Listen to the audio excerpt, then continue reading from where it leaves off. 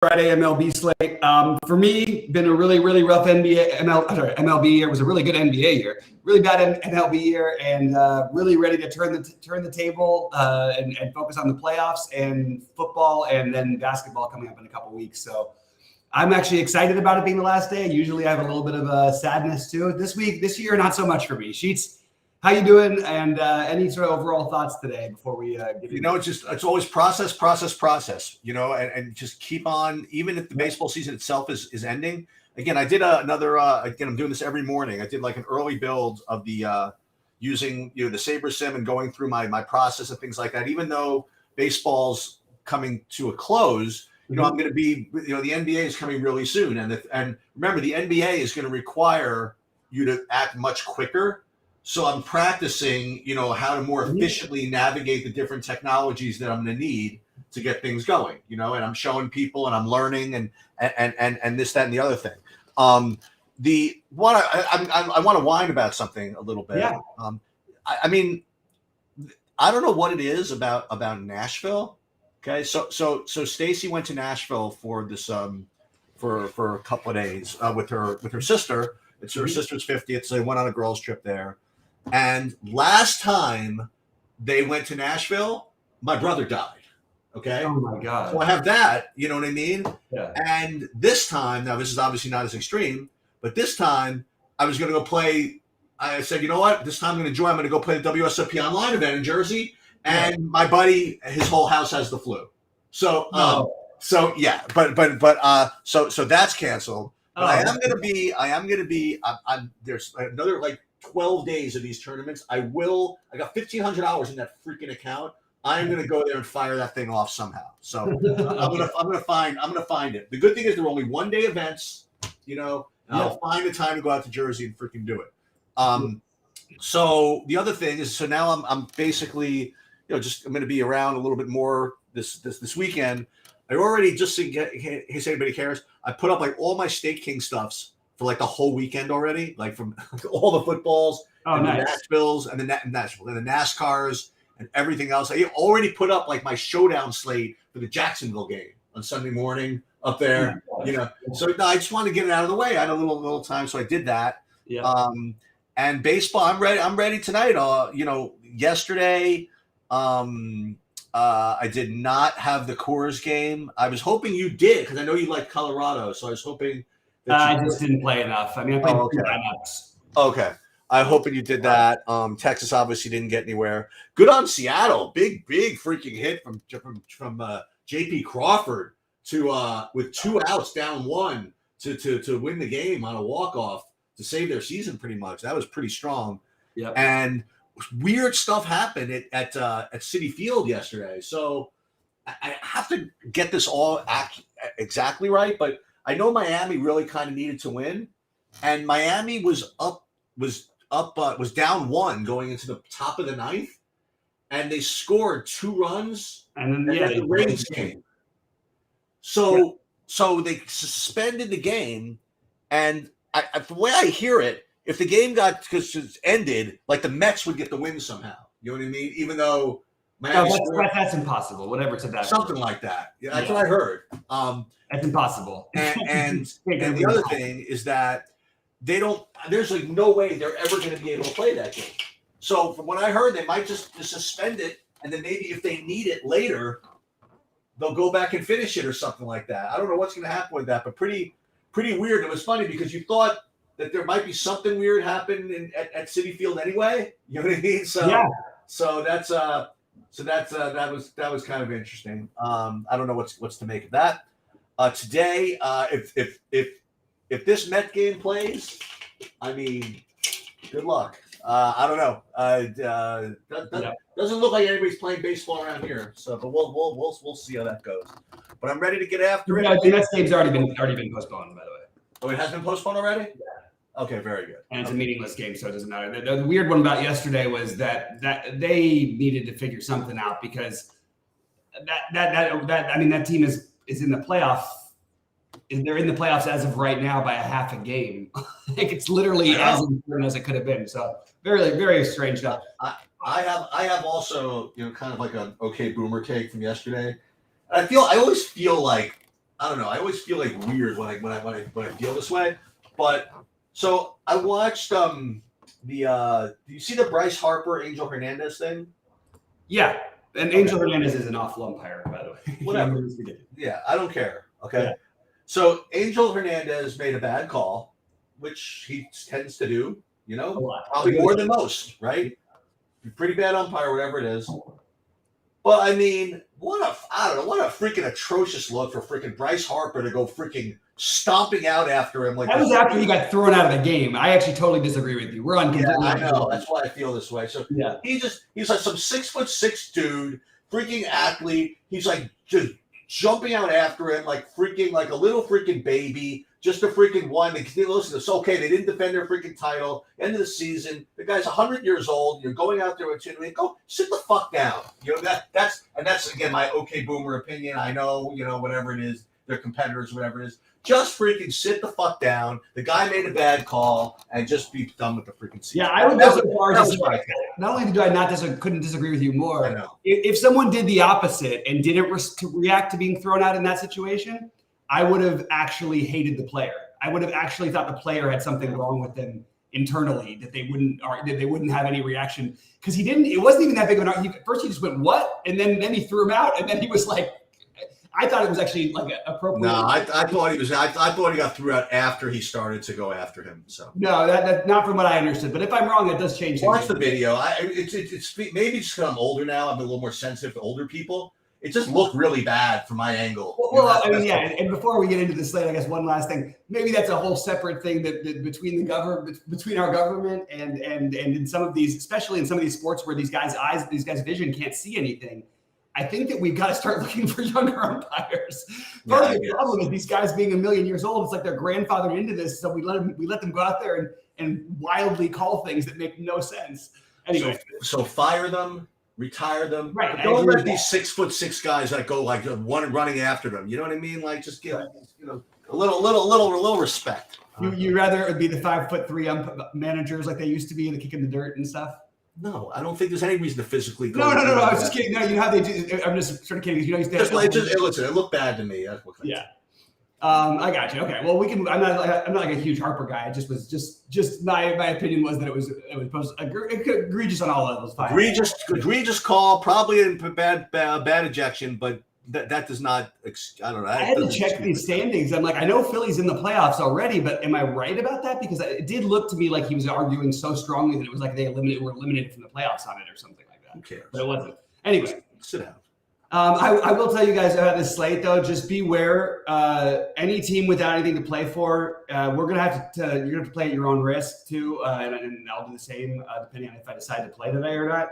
But it's gonna be high variance stuff. Last starts of the season for a lot of these pitchers is the reason no pitcher projects well. Like no pitcher projects well. The highest projection on any pitcher is 15 fantasy points, 15.9.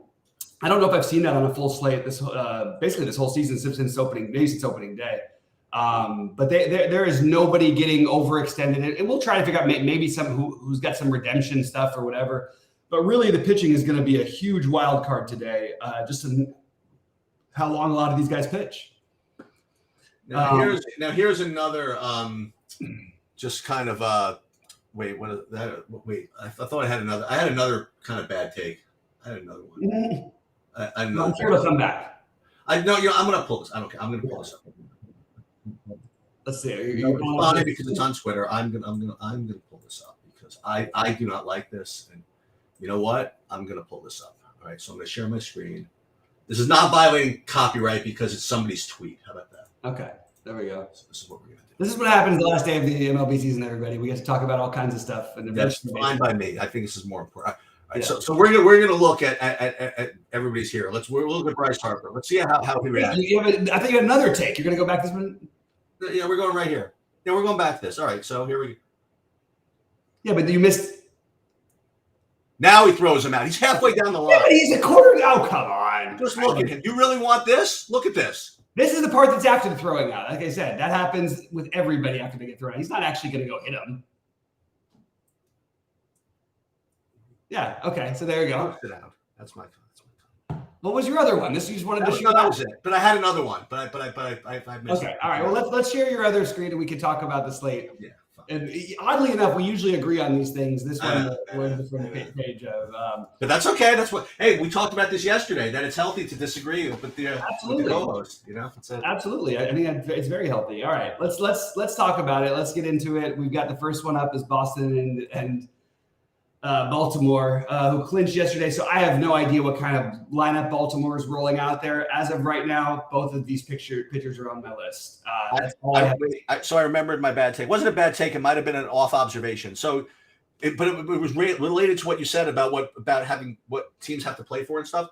So yesterday, in the early slate, nobody really noticed it, but Sonny Gray was pitching for Minnesota. There was like a 2-game slate, and he was 89% owned because there were really only 3 pitchers you could choose from. And after 4 innings, they took him out of the game. Yeah. So that's like exactly the type of thing. You know what I mean? That could happen. And I don't blame them. You know what I mean? So not a lot of complaint. But these are things that would be nice to kind of think about. Yeah. Well, starting right off the bat, you have, like I said, Baltimore clinched, Boston with nothing to play for, and not even really a rivalry game. It's a very low total, bad hitting weather in Baltimore, 8-mile-an-hour winds blowing in. I think both these pitchers are high on my list, but I don't feel safe with any pitching tonight, so that's where I'm at. Well, the overall view on the slate is that you have a lot of guys like this, like you just got to refer to, guys in the 7 to 8K range, that could be good, or could be whatever, it could be mediocre. And I think that, and when I look at the projections, they're all within like 2 points of one another. If you could really get an idea of who's going to be just the least owned of all of them, it's probably what you're supposed to do. I think. I agree with you. I think Pivetta and Means are both sort of in play. I think that Pivetta is kind of more inclined to just to roll. You know what I mean? Like if there's no reason to not pitch him, I guess. Yeah. So I prefer him if any of them. Yeah. But I think they're both in the mix. And as far as hitting goes, I don't have either of the hitting in my top set. Yep, I actually agree that I think Pivetta may end up being like the best play, like as we go forward. There's certainly the upside. He's looked good lately, and it's not like there's nothing to pitch for. Like I think Pivetta is the right answer there, and I think he might actually be the right answer for this whole slate. All right, Tampa Bay, Toronto. Kikuchi's going to look good.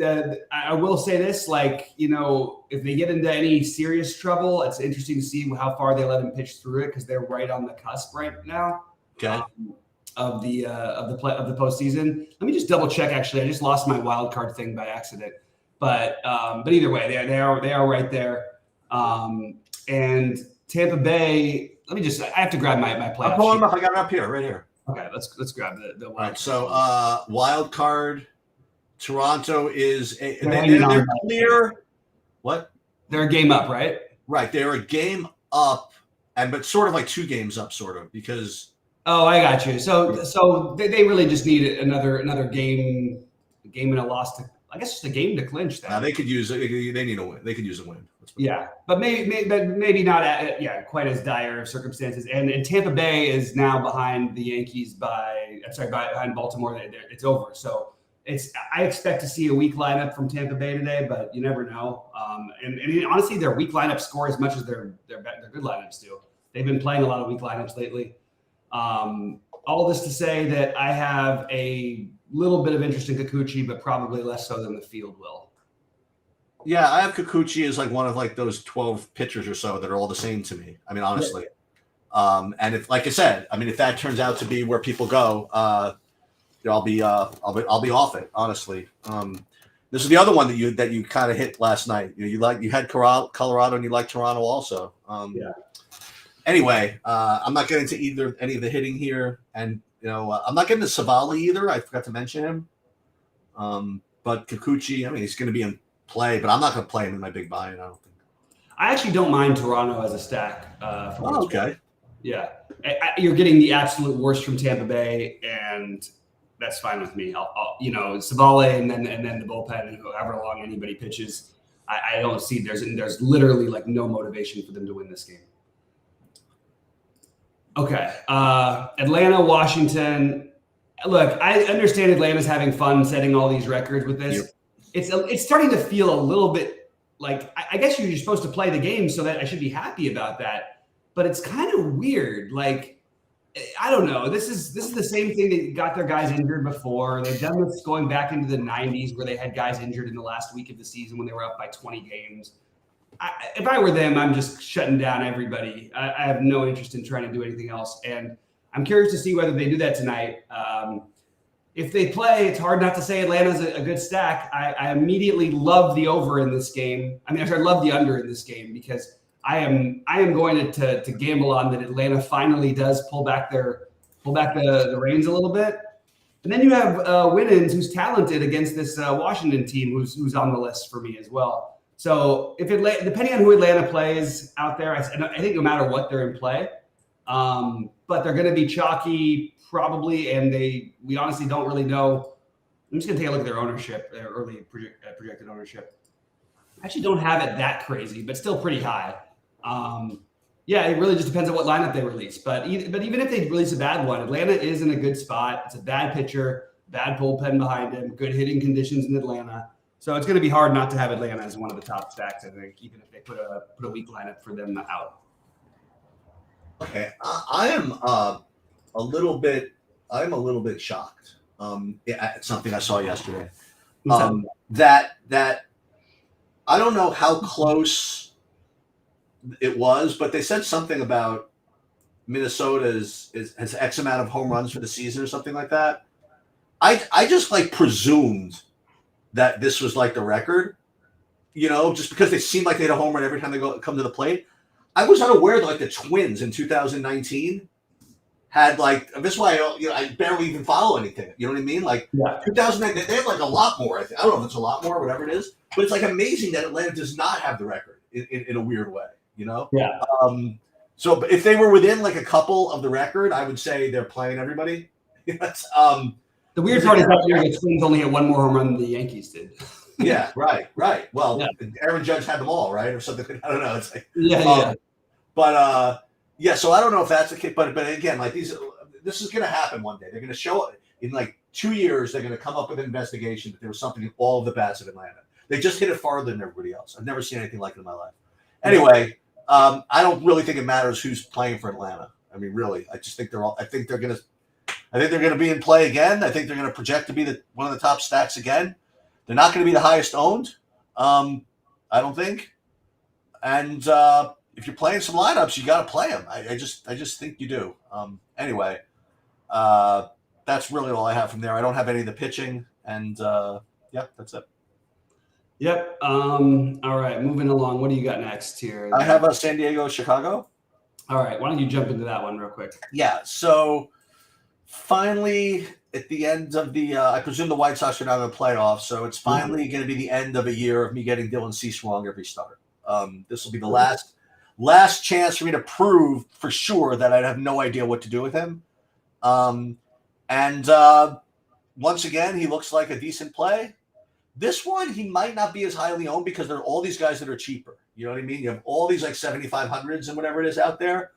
And maybe I'll try him this time. People are like, well, good game, bad game, good game, bad game. Maybe I'll play him for the last good game in a row. Maybe. I have literally no idea what to do with him. So I'll probably end up playing him. That'll be my initial guess is he'll probably be my big buy. Just if I had to guess right now. On the other side of it, I think San Diego is actually pretty good also because Cease can also have those types of games as well. But you have Cease, he's over 100 pitches pretty much every game. And how is he not going to be popular? He's he's over 100 pitches every game, and he strikes people out. So we'll see. Where do we have him with ownership? He's got to be over 20, right? No. I think they've got him 10 to 15 right now, depending on where you look. But well, let me see. Who do I have the top owned guy? Rodon, maybe. I mean, it's going to change drastically. No, I think these numbers, the old rule for MLB, and I don't know if they still do it at Rotogrinds. I'd be curious to see what they're doing today. Is nobody does any content until the afternoon. Period.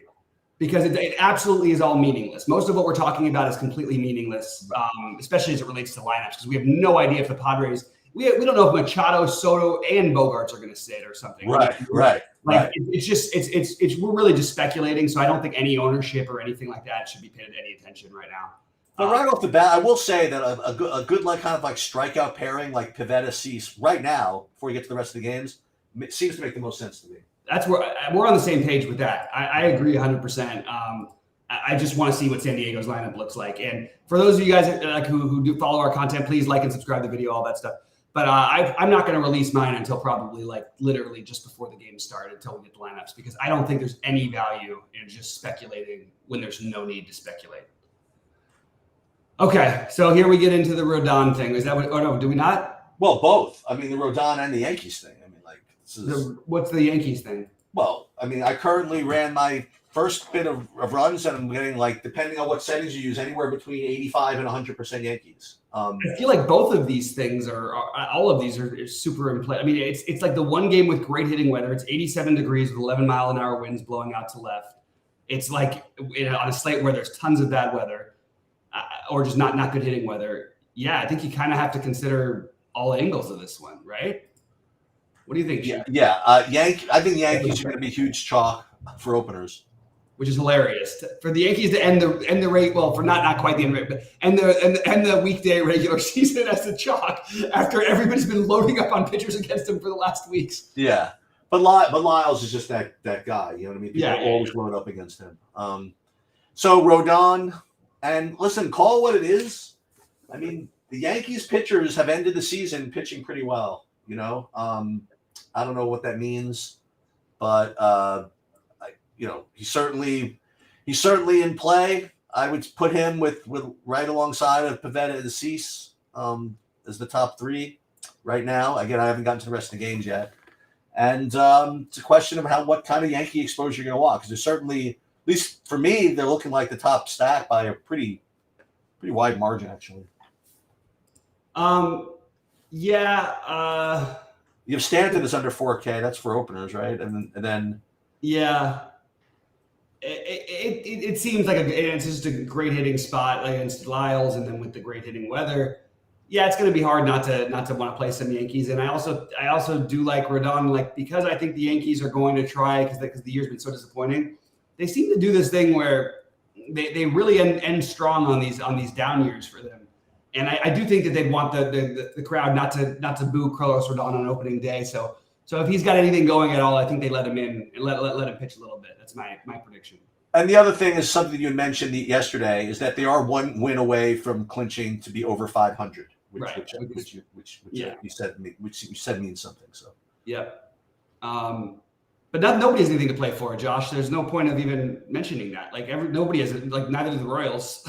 You know. Yeah. Anyway. All right.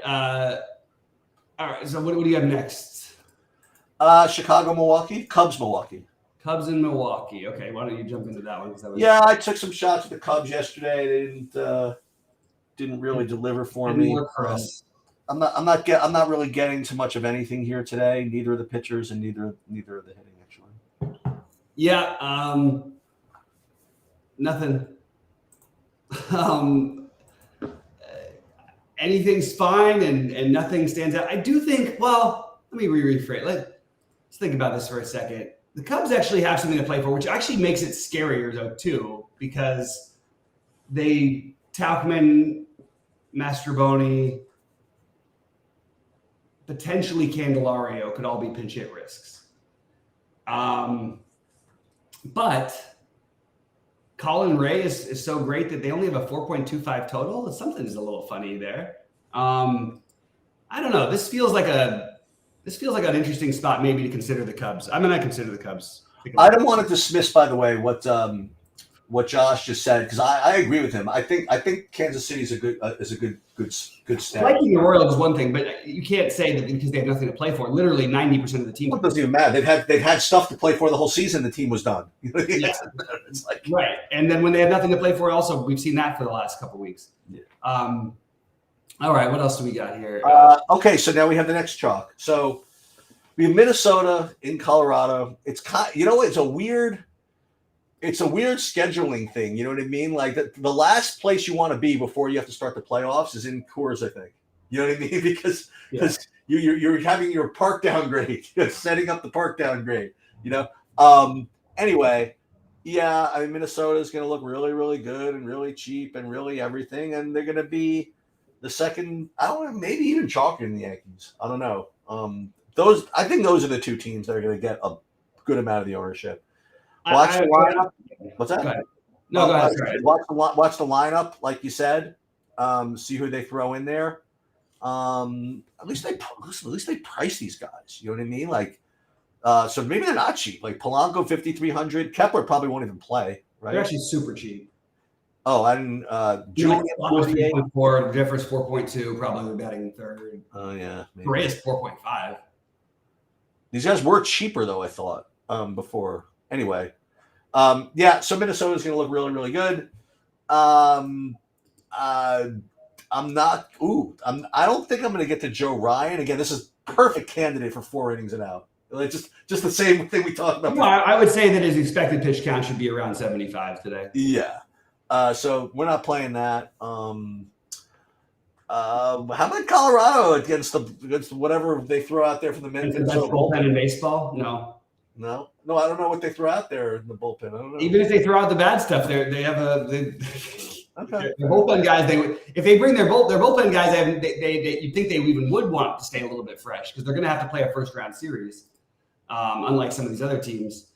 So I don't know. Yeah, for me, this game is a cross off basically. I know that sounds weird to say about a Colorado game. I just want to see the Twins lineup. What I'm afraid is with the Twins projected lineup, I'm afraid that 3 of the players in their lineup possibly could have 2 at bats and then they'll just sit them because they're just wanting to get a couple extra swings. I really don't know what they're going to do, and I could speculate on it, but why would I be speculating on the most popular spot of the night? So that's the way I viewed this. Unless they come out with none of their, if there's no Polanco and no Correa, I think he's out actually. I don't think he's going to play. I don't know why he's projected to be in, but if they literally have none of the guys who usually start for them, I would want to play them a lot more than I would if they have all their normal starting guys because I'd be afraid of getting just 2 at bats. And I'm not going to play in Colorado, so I'm actually off that game, which is kind of interesting considering the small. I'm probably not going to end up playing tonight because I can just already tell I'm going to get tilted by some weird nonsense. Even though I think I'm going to I'll try to have thought of everything, but it's not going to happen. All right, Reds Cardinals. I have as a pass. Not getting to either of the pitchers. Not getting to any of the hitting. You like anything here? I have to take a look at something again. You pulled it up before, but I just need my screen back. Oh, the standings here. No. Those ones don't do it. It's okay. I've got a different thing. I got it. Just 1 second. Let me just see. I want to see how far they're missing by. I mean, no, they're totally still there. The Reds. Yeah. I would say Reds righties and Williamson are both interesting to me today. I know we haven't seen much from him lately. We know when he's on, he's really on, and we're getting that lousy Cardinals lineup again. So a little bit of interest in Williamson, a little bit interest in the Reds. Reds 1.5 out for what it's worth. That's what I was double checking. I couldn't remember if they were 2.5 or 1.5, and sure enough, it's 1.5. All right. Oakland and LA, Sheets. What do you got here? I mean, Chase Silsip is under 7K, righty against the Oakland. Got to consider it. And then I'm not getting a Waldichuk, but I'm getting a little Angels just as value. So there's that. But I think Silsip is right there in the mix at 6,900 with those other 7Ks. I don't know, like what happened. Like I don't know, like his last 2. I don't think he's in the mix. I don't even. He just he hasn't been in the league in over a month.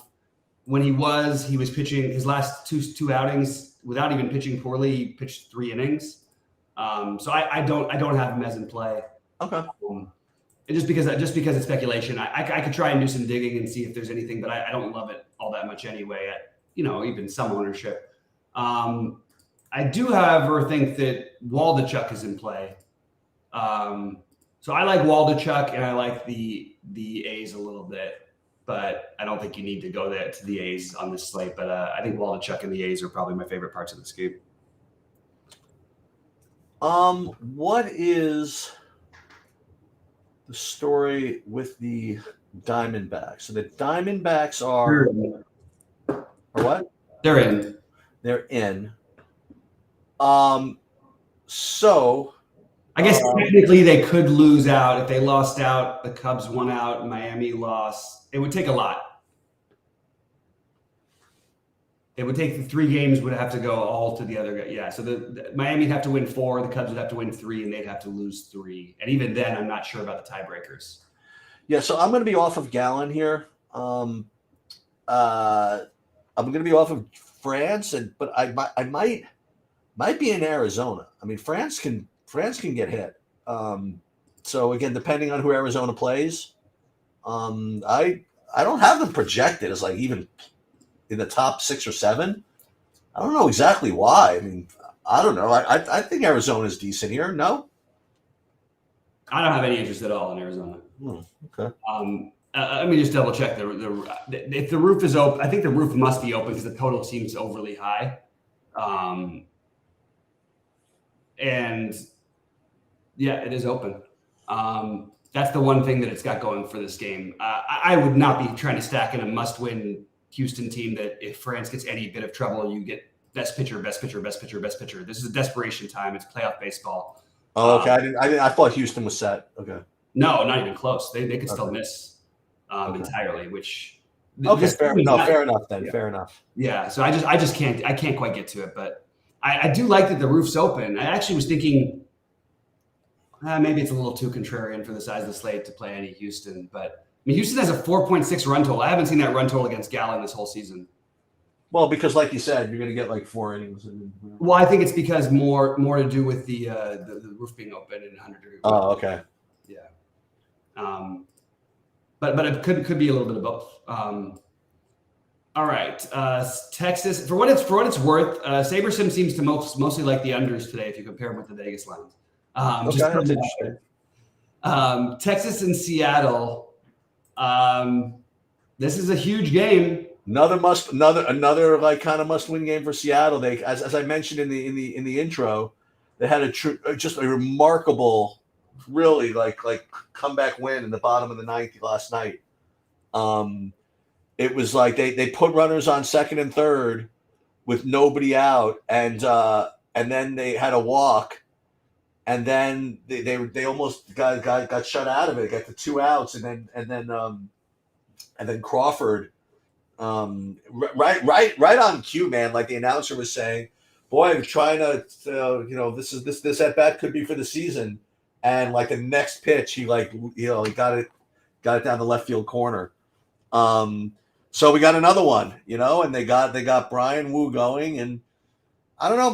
I have to say it's kind of like my same theory as where I played the Rangers yesterday. Pressure spot for a young pitcher against a free swinging team. I'll probably be a glutton. I'll probably try it again. So I'll probably try Texas again. Under normal circumstances, also, I would probably take a shot at like a Lolo Eovaldi against Seattle righties, but he just hasn't done anything like for so long, it seems.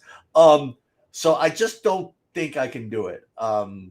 So for me, I'll take a shot with Texas. I don't want to play Brian Wu against Texas. And that's pretty much what I have. Yeah, I think taking shots on both lineups is fine. I'm not probably going to do anything in this game. No interest for me anywhere. Okay. All right, and closing it out. So here's the one thing I wanted to point out, like the difference with the Dodgers and the Braves, and that's maybe why they can justify playing their guys, is they don't have a first-round series. So, I guess, I'm just trying to think of justification, because usually you're made, you're set, you get different guys rest every day. I don't know who's going to play, honestly, but I do think it is interesting that they've been playing most of their guys most of these days when things were already kind of settled. Now they're officially settled. And and I'm curious to see what they do. But I see like Lance Lynn. I think they'll let him go further than they will the other teams that are in the playoffs that have to play a first round playoff game. You know what I mean? Because these guys are going to have a week off basically. You want your pitchers to sort of be closer to game ready if possible. So anyway, I think Lance Lynn will throw somewhere between 75 and 95 pitches. I'm not 100% sure that I want to play him anyway. And I think, as always, the Dodgers, depending on who their lineup is, are certainly in play. Okay. So here's a couple of things. Again, I thought you'd appreciate this. So I was watching San Francisco, the Giants. It was like happened to be on MLB TV, and the game was already over. So they were doing like the post game show, and they were like giving like end of the year, like some awards and stuff like that. And one of them was like the best like call of the year by an announcer by the team, whatever it is. And then they said like best like moment of like the season. And it's like really funny. Like they had like a couple of like really like amazing wins or whatever it is. And like one of them was like sweeping the Dodgers in LA for the first time since 1964, something like that, you know? And like this is really what San Francisco feels. You know what I mean? Like this is like the most important thing in the universe. Oh, 100%. Is to beat the Dodgers. 100%. So yeah, I figured I'd just throw that out there. So I don't know who this Win guy is. They say he's been in COVID protocols for a while. I don't know, but he was doing. I think I'm just reading the DraftKings stuff. He was doing well enough before he went into protocols, I suppose. And if I was gonna say, how bad of a lineup did the Dodgers have to throw out for me to probably play him? Probably none. Okay, I'm just talking through it. Yeah. So what do we do with Lance Lynn then? You know, like what is he pitching? Well, I said 75 to 95 is what I expect, and I think there's a range that there's occasionally going to be a chance for him to throw a little bit more. Yeah. So how is he not in play? You know what I mean? So so I like him. And I'll let you finish, but that follows that. And yeah, why not? Just keep playing. I don't even care who the Dodgers put out there. I'll keep throwing one out there. But between Lynn, Pivetta, Cease, and who was the fourth one? It was more of a logical one, and I think it was who was it? Rodon, maybe. I don't want to play freaking Rodon, but yeah, Pivetta and Cease and Lynn, probably my three. And the more I think about it, I think it's probably Cease and Pivetta. I don't know. And as far as the hitting goes, Yankees chalk, Minnesota chalk. So what else are we gonna do? Atlanta, Dodgers. Yeah, sure, why not? Maybe San Diego. I don't know. Texas, yeah. Yeah, as of right now, I've got the pitchers as Pivetta, Cease, Rodon, and I kind of like Williamson and Waldichuk. Ooh, that one's fun. Deciding between those guys. Then I have Atlanta, the Yankees, and the Cubs as my favorite stacks. Little Cubs revenge for yesterday. And then I'm considering the A's, Cincinnati, Seattle, Tampa Bay. And that's if I play at all. This feels like a day where because we're doing content, I'll probably do it, and because we have a show at 6. But if I wasn't here, there's 0% chance I would touch any lineups today. And maybe that's for the best for all of you guys who watch my things, because it's been a bad stretch here, no doubt. It looked like it was going to be a great start. I was in first place of everything for a little while early on, and it just fizzled out. That's rare that you're in first place, because you usually got Dodgers in there. Yeah, I know. All right, guys. Well, good luck today, everybody, and see you at 6 Eastern. Yep, see you at 6. Good luck.